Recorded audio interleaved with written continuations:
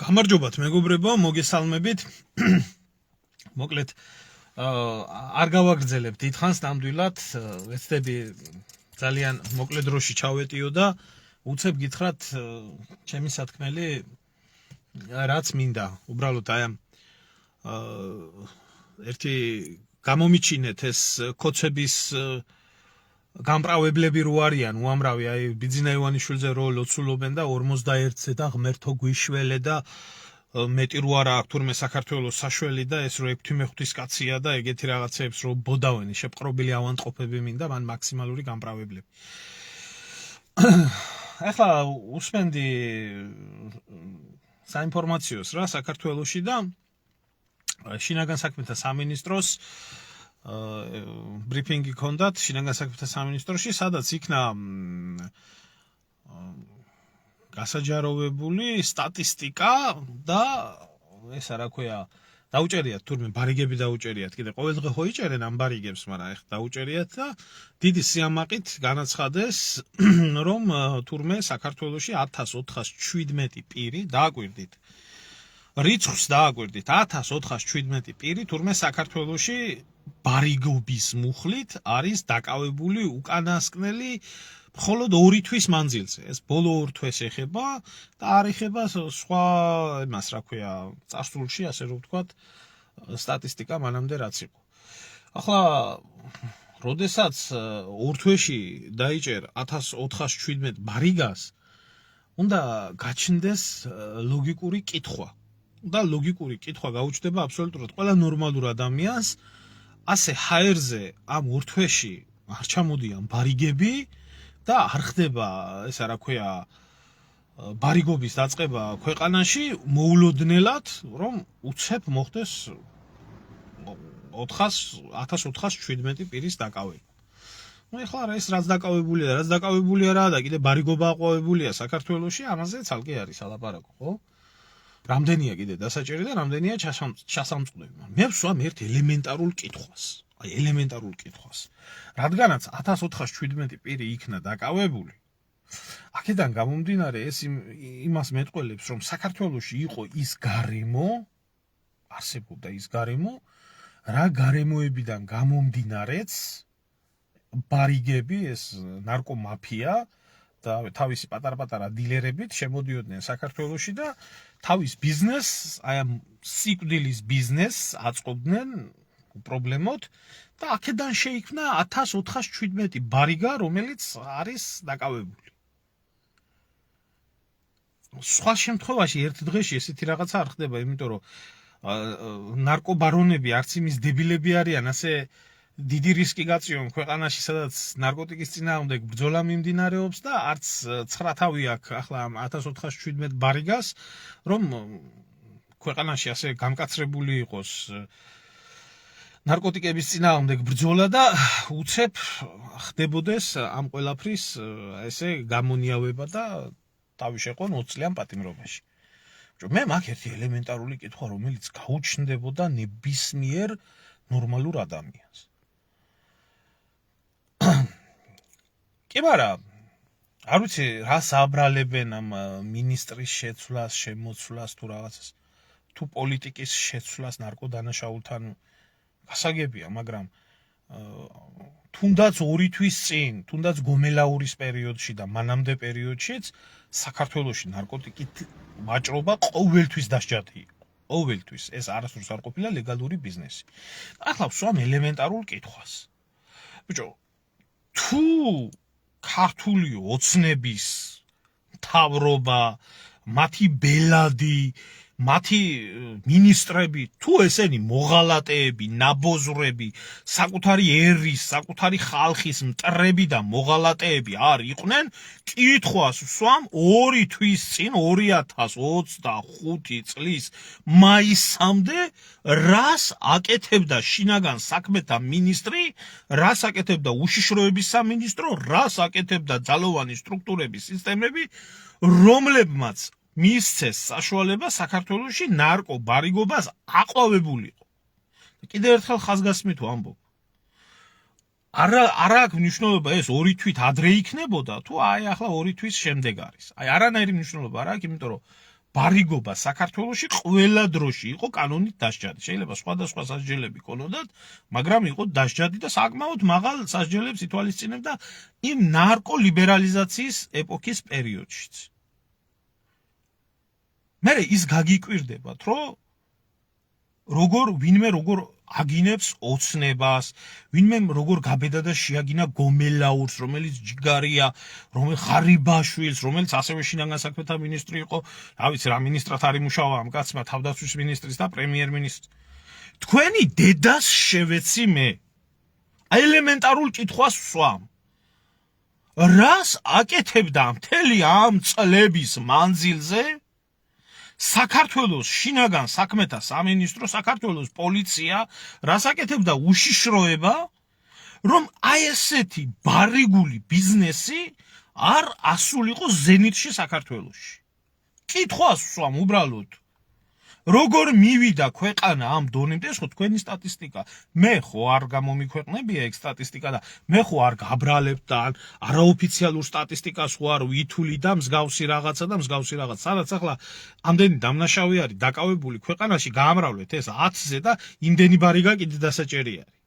და რაც არ უნდა საინტერესო იყოს, ყველაზე საინტერესო რაც არ უნდა იყოს, ამ ბარიგულ ბიზნესში გარეული არიან აბსოლუტურად ყველა უცხო ქვეყნის მოქალაქეები. აბსოლუტური უმრავლესობა. ზოგი ინგლისიდან, ზოგი თურქეთიდან, ზოგი სომხეთიდან, ზოგი აზერბაიჯანიდან, ზოგი რუსეთიდან, ზოგი ბელორუსიდან, უკრაინიდან. გადაძეძგილი იყო თავიდან ბოლომდე ბარიგებით, უკრაინელი ბარიგებით საქართველოს. აზერბაიჯანიდან. და კითხვას ვსვამ, აი მაინტერესებს.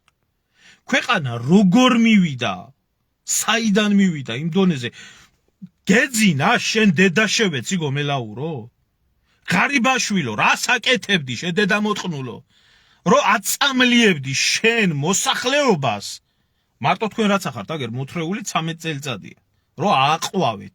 ეხლა რაც არ უნდა ვინმე მიძახოს, მე ვინმე დამაბრალოს მიშისტობა და მიშას მოყვარულობა და ის იმის დედას შევეცი მე იმ მიშასი და თქვენი, მაგრამ ფაქტია, დედა მოწყნული სააკაშვილის დროს, იმ დამპალ რეჟიმში, ამდენი ბარიგა იყო საქართველოში, აი ელემენტარულ კითხვას ვსვამ, რომ აი ეს მემკვიდრეობა დაგხვედროდათ თქვენ და ვერ მოგეარათ აი ამ მემკვიდრეობისთვის, რაც დაგახვედრათ სააკაშვილმა. ხო არ იყო? დებილი ავანტყოფი გამოვა, ავატყოფი იქნება, ვინც გამოვა და მეტყვის, რომ დიახ სააკაშვილის დროს ბარიგობა იყო საქართველოში ისე აყვავებული, რომ ქოცები მოსვლის შემდეგ 13 წელიწადი ებრძოდნენ და ვერ ამოძირკვეს ეს უბედურება. ეს არის ოპიუმის ომი, რომელიც კლასიკური ოპიუმის ომის სახი აქვს ამას მიღებული, ისტორიას ახსოვს ოპიუმის ომი რაც არის, აი რა გადახედეთ ჩინეთის უახლეს ახალ ისტორიას, უბრალოდ უახლეს ისტორიას, ახალ ისტორიას, საიდან დაიწყო ოპიუმის პირველი ომი და ოპიუმის მეორე ომი, როგორ მოწამლეს ჩინეთი ინგლისელებმა ოპიუმით. და როგორ 20 მილიონზე მეტი ჩინელი როგორ შეეწირა ამ ყველაფერს და როგორ მოხდა და რანაირი უბედურების სცენი არის ეს ჩინეთში არის ლაპარაკი. ჩინეთში არის, რომელიც მილიარდნახევარი არის. და იმდენი უბედურება მოუტანა და ბიჭო ამ 3 მილიონიან ერს, ამ ერთ მუჭა ერს ხო ყველანაირად ანადგურებთ, ჭამდით, სვამდით, ატახსირებდით, ღალატობთ, წვიტავთ ფიზიკურად. 1000 უბედურებას უკეთებთ. და თან ზიხართ და სვამთ და ჭამთ. ერი დაგრჩებათ ქვეყანაში? 200,000-ზე მეტი ოფიციალური ნარკომანია საქართველოში. ეს არაოფიციალურად 1-3 სტატისტიკა. ანუ 600,000-მდე ნარკომანია ქვეყანაში. და მე თქვენ გეკითხებით, თქვენ დედას შევეცი, რო იძახით, ღმერთმა გამოგვიგზავნა და გადაგვარჩინა და აგვაშენა და აღმაშენებელია და ექვთიმია და ესაა და ესა. ეს დედარძე მოწყნული ხალხი რატო წამლავდა საქართველოს ახალგაზრდობას და ჩვენ ქვეყანას რატო ანადგურებდა მთელი ამ ხნის მანძილზე? აი დიახ, მაკეთკენ მივდიოდი, რომ მე გეტყვით რატო და როგორ და რანაირად. აი ახლა გეტყვით მაგ ყველაფერს. საიდან დაიწყო ყველაფერი? გახსოვთ ეს დრო? არც ისე შორს წარსულში იყო, ყველაფერი იყო მშვენივრად დაშვებული, გაშვებული და თავად ეს თავარი მათხოვარი, თავარი არაკაცი, ეს ოჩოპინტრე ეს მართლა, ეს იყო თავარი ბარიგან ქვეყანაში. და ამას ჰქონდა აღებული ეს მიმართულება, რომ საქართველოში ნარკოტიკის ბიზნესი ყოფილიყო აყვავებული. ამან დაუშვა ქვეყანაში, ამან და მისმა შვილმა შექმნეს კუბლაშვილებთან ერთად პარტია გირჩი, რომელიც მარიხუანის დეკრიმინალიზაციით, მსუბუქი ნარკოტიკი, მძიმე ნარკოტიკი, იმის გაყიდვა შეიძლება, ამის გაყიდვა არ შეიძლება, იმაზე ამდენი სასჯელი, რომელმაც დაუშვა ეს ყველაფერი და თვითონ ბიძინა ივანიშვილი იყო მთავარი და უმთავრესი ადამიანი, რომელი ადამიანიც ითხოვდა საქართველოში მარიხუანის პლანტაციების შექმნას, როგორი ნაგავი უნდა იყო ვაზის ქვეყანაში მარიხუანის პლანტაციების შექმნა გინდოდეს.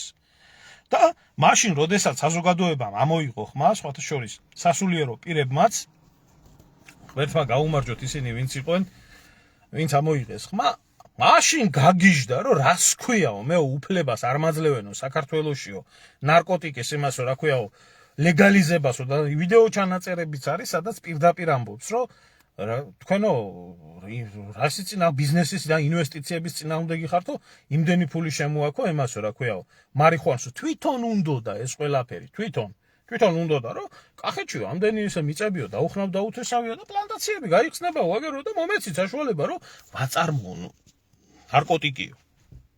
ნარკოტიკის წარმოების უფლება და იარაღის წარმოების უფლება, ეს ორი სპეციალური უფლება აქვს მხოლოდ და მხოლოდ სახელმწიფოს.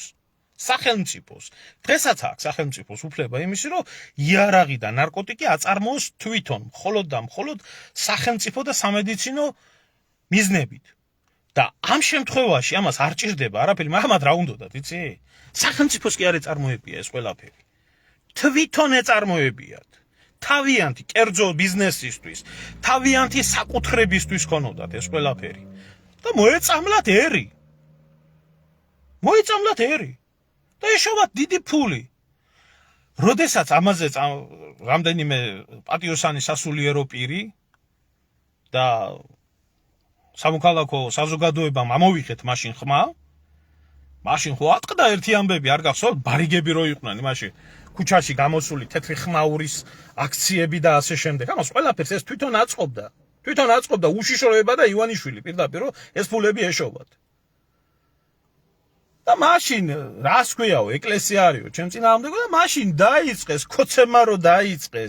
ქოცებმა რო დაიწყეს ბრძოლა ეკლესიის, რწმენის, საპატრიარქოს ჯანდაბას ჭირს წაუღია გაყანდურებული მღვდლები და ქოცები ერთი მეორე შეუჭამიათ, მაგი მე არ მაინტერესებდეს, მაგრამ ზოგადად სარწმუნოების მიმართ ბრძოლა, რომელიც ამ დამპალმა ამან გააჩაღა, რომ რას ქვია, ბიძინას ავტორიტეტზე მაღლა როგორ უნდა იდგეს ეკლესია და სარწმუნოება ქვეყანაში, რომ ბიძინა მოინდომა ნარკოტიკების დათესვა ქვეყანაში და ვერ დათესა.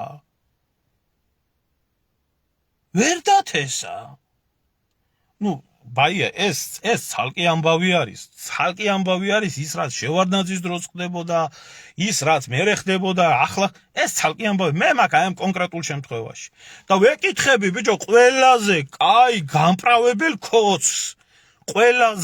გამправებელ ქოც თუ უნდა ლაივში დამელაპარაკოს.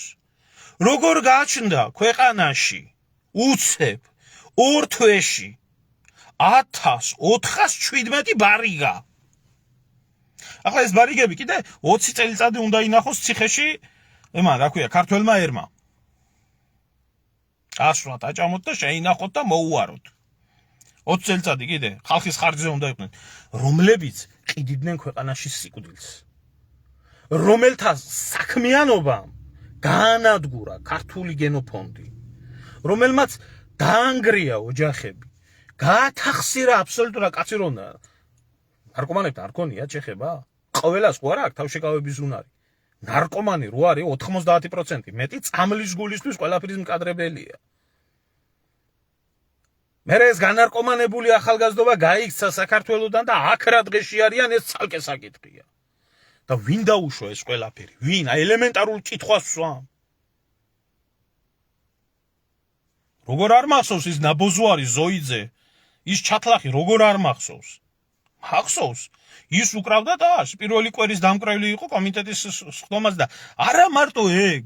მაშინ გახარია იყო შინაგან საქმეთა მინისტრი და გახარია მიესალმებოდა ძალიან დიდი იმით რომ ჩვენ პოლიცია დავიცავთ და ნული პრობლემა საზოგადოებას და არ გახსოვთ ღია ეთერში რომ წამლები და ისა ნარკოტიკები დათესეს გირჩებმა და იმ სირმა ვითომ ის როა მაქარიშვილმა პლანს რო გაუკიდა პირდაპირ ერთი კაციშვილმა რო არ მოთხოვა პასუხი რამდენი უბედურება მოყვა იმას რა როდესაც ასე აუშვეს მარიხუანა ეს ალკე საკითხი